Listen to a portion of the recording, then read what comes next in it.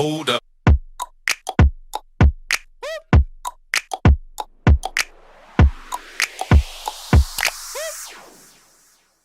What's going on, guys? It's Forever D&M and we're back with another video. If you guys are new here, hit the subscribe button down below and don't forget to hit the post notification button so that you hear every time we post.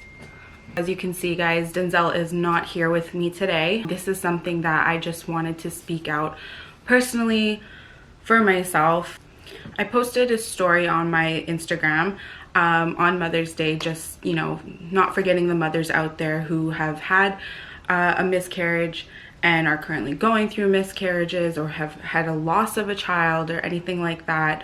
I just wanted to make sure that all the mothers out there were being acknowledged, especially for those who have lost children in their lives. Since making that post, I've actually received a lot of messages in my inboxes on Facebook, Instagram, and people just letting me know, like, it really does mean a lot that people are talking about women who have miscarriaged and everything like that. It is a huge deal, and I feel like society doesn't really talk about it as often. I feel like it's just something that kind of, you know, it happens and then you don't really speak about it, you know. And for me, I wanted to share my story so that everybody else out there would know, you know, you're not alone. A lot of times people just brush it under the rug and, you know, it's forgotten about. It's a lot to deal with mentally. It's a lot to deal with emotionally. And especially if you don't have anybody to talk to about it, it makes it very, very difficult. For myself, going through it, for me, it happened about 5 years ago. I was 22, I believe, at the time, and it's something that's just always like been in the back of my head. Sorry, Winston's here snoring. Yeah, for me, it's just something that, like, I've never been able to shake it off, no matter how many years, you know, come between the incident and now. Like, it's just something that's always going to be disheartening. I've never really talked about it with a lot of people before. The people who do know about it are, you know, people who have been very close to me, and when it happened, you know, I told them and everything. You know, it's not an easy process. It's difficult to go through. There's just no words really to put it into perspective. Like, it sucks, it hurts. When mine happened, I woke up from my sleep. I was gonna go get an ultrasound actually that day, just to make sure everything was okay. I had been spotting a couple days prior to it, so I just wanted to make sure that everything was okay. The hospital made arrangements for me to go get my ultrasound checked. The date of the ultrasound was actually the day of the miscarriage, which was super, super unfortunate. I woke up and I went to the washroom, just, you know, regular routine, and when I went to go to the bathroom, I realized, like, my entire shorts were covered in blood, and in that moment I was freaking out. And I went and woke up my boyfriend and I told him, look what happened. And, you know, he looked at me and I looked at him, and I was just like super scared. We're like, you know what, I'm gonna call in sick, because I actually had to go to work that day. So I called my work and I told them I was not coming in. I went to the doctor's for my scheduled appointment for my ultrasound. While I was there, I went to check in and I told them that I thought I was miscarrying. At the time, before we even left to go to the hospital, I went to the washroom one last time to make sure everything was okay, and this thing just like plopped out into the toilet, and I was freaking out. Like, I did not know what to do. I was just like in shock. So we get in the car, we go to the hospital. I take Tylenol to try to like ease the pain, and let me tell you, those cramps is like unbelievable. Those are like, I can't even, if you have regular menstrual cramps, like, this is 100 times worse. And I don't get cramps at all when I have my period, so this was just like, it was crazy. So, you know, I get in the car, we're driving all the way to the hospital, and I can't walk. It's to the point where, like, I just feel everything, and I needed a wheelchair. So we got a wheelchair, wheeled me into the hospital, waited for my appointment to come, and then once I got there and I had to do my ultrasound, they scanned my uterus and everything just to make sure to see if I was miscarrying or, you know, just to make sure everything was okay.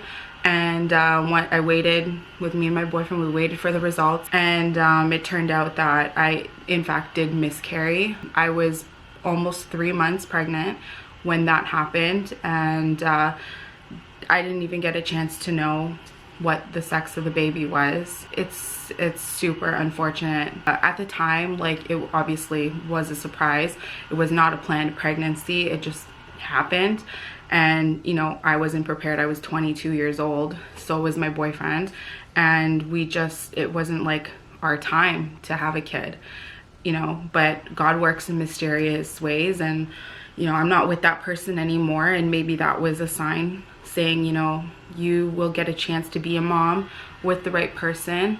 And, you know, now that I am 28 years old, you know, all my friends have kids and are, you know, getting married and having families and everything. And between me and Denzel, we've talked about it. You know, we say, if it happens, it happens. It's super disheartening, and every time Mother's Day comes around, it's something that, like, gets me really, really emotional. For those people out there who are in their early stages of pregnancy, the one thing that I really, really urge you to do is to relax. The worst thing that I think I did for my body, because I went probably, I don't even know, I think I was like 9 weeks pregnant, I think, before I even realized I was pregnant. And that entire time I was, like, you know, going about my day, didn't even realize, wasn't stressing out. But the minute that I found out was, like, it was crazy. Like, I was stressing out to the max.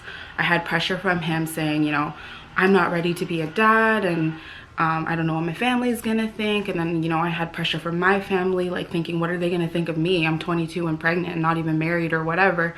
And I just didn't want to disappoint my family. You know, I don't have an ultrasound to show that I had a baby. I don't have a picture of an ultrasound. I don't even have the papers anymore that showed my test results for me being pregnant.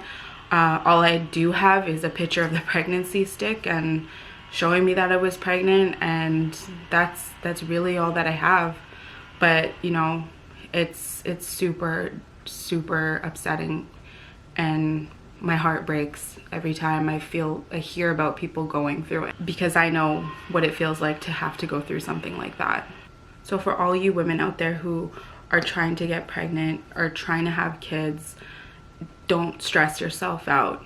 You know, that's the worst thing that you can do, is just take your medication, check in with the doctors. You know, if you feel like something's not right, take care of that situation right away. Don't wait like I did. If I had taken those actions and those precautions, I could have had a 5-year-old at this point. On Instagram, I did actually ask anybody to reach out to me if they had any questions. I do have one question that somebody did ask me. The question was, do you ever feel guilty and blame yourself for it? If you did, how did you overcome that? Yes, I did feel guilty, because, again, I let the stress affect me. I mean, there was a lot of things going on in that relationship when it happened anyways. So I had other factors going into it, and it was super difficult for me not to blame myself, because I blame myself all the time. Like, if I had just gone to the doctors early, or taken the medication that I was supposed to, or, you know, relax and try not to stress out and think about it, maybe I could have prevented this. The only way that you can really move on from that is just to, you know, talk to the people that you need to talk to about it. That's one. You know, you need to, mentally, it's just, that's how you're gonna cope with it, is just being able to talk to somebody about it, whether it's a doctor, a friend, a sibling, a parent. Do whatever it is that you need to do to be able to feel better. I don't really know what to say. It's heartbreaking for sure. And I'm sorry for anybody out there who is going through it, but just know that your time will come to be a mom, and whether that time is now, or, you know, that time is a couple years from now, your time will come. And I'm always here. If you guys ever want to reach out to me, you can hit me up in our Forever DJ MJ Instagram page, and I can always answer any questions that you may have. I hope that this story inspires you guys to bring awareness to having a miscarriage. I hope that by me sharing this story, you feel comfortable to get the help that you need and speak to whoever it is that you need to speak to. Just take care of yourself. That's number one. Always, always take care of yourself. I'm a mom to a fur baby. Winston, you say hi?